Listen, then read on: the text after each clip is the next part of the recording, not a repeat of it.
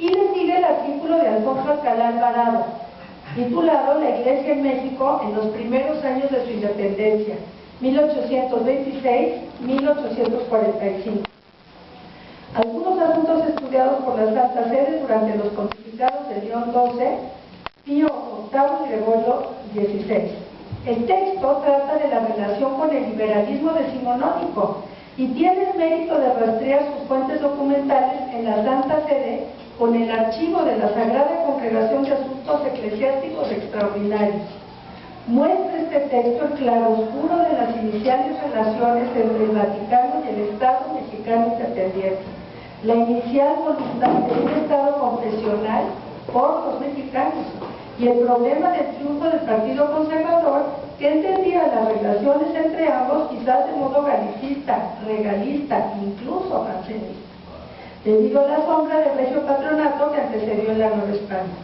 Sin embargo, el escrito muestra que en muchos casos la laicidad fue más un deseo criollo que de los posteriores liberales. El desarrollo del artículo apasionante llega a explicar las razones por las que fue cambiando la postura de la Iglesia Católica, al inicio tranquila, después dura y resistente. El texto tiene siempre la sombra de la petición de la forma de patronato que en muchas ocasiones deberían concordar. El punto más álgido y delicado de la evolución es cuando el gobierno de México reclamaba el derecho de sucesión del patronato español que el Papa Julio II había dado a los reyes de Castilla y de León, algo inadmisible para la Iglesia frente al México independiente. A esta apasionante disertación le sigue el artículo de José Florencio Camargo Sosa, titulado Liberales y Conservadores y su posición sobre la Iglesia, el caso de México.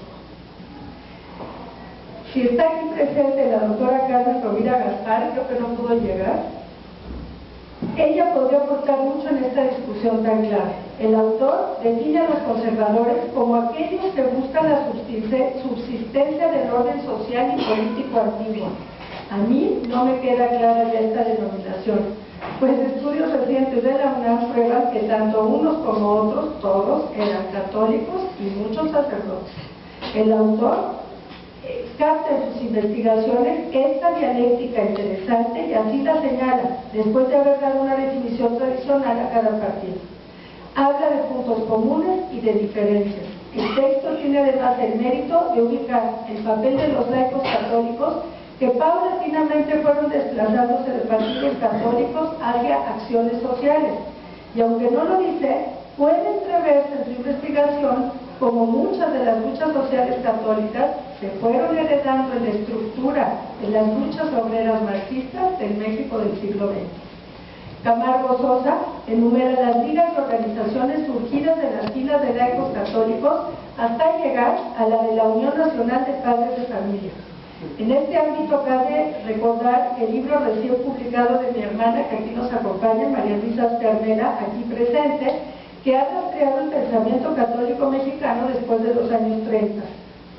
En esta misma tónica de proponer una hipótesis sin acudir a fuentes primarias están los dos artículos que siguen en la revista.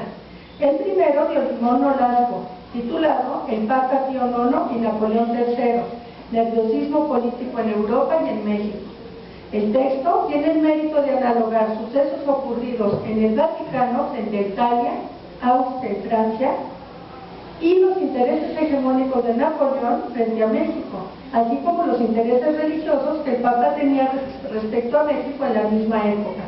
Con una pluma magnífica, Olimón entrelaza ambos sucesos para demostrar que diversas situaciones europeas fueron quizás un referente o espejo en las circunstancias mexicanas.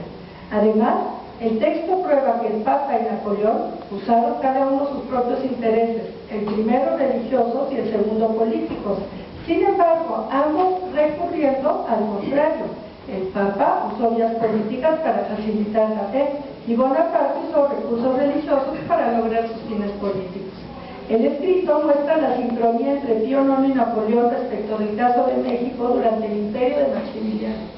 Explica que la intervención papal en México era fundamentalmente por razones religiosas, pero que para que los fieles pudieran vivir dentro de su espacio social las convicciones nacidas de raíces cristianas.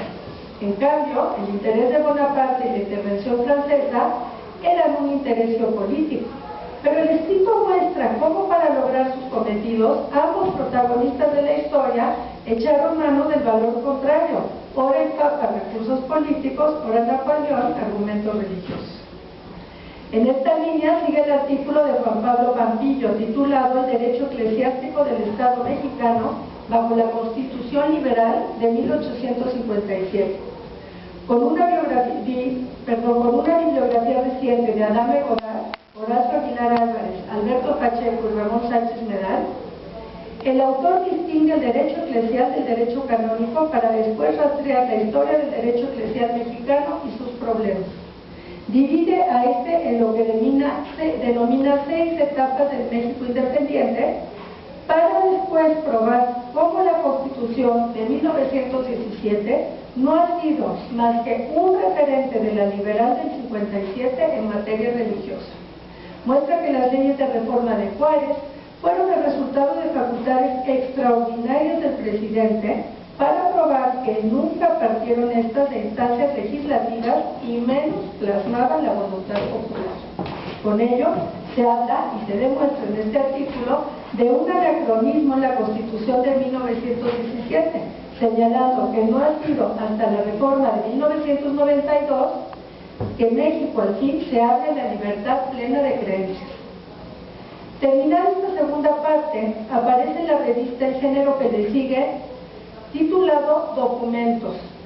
En este apartado aparece en primer lugar una protesta de fe.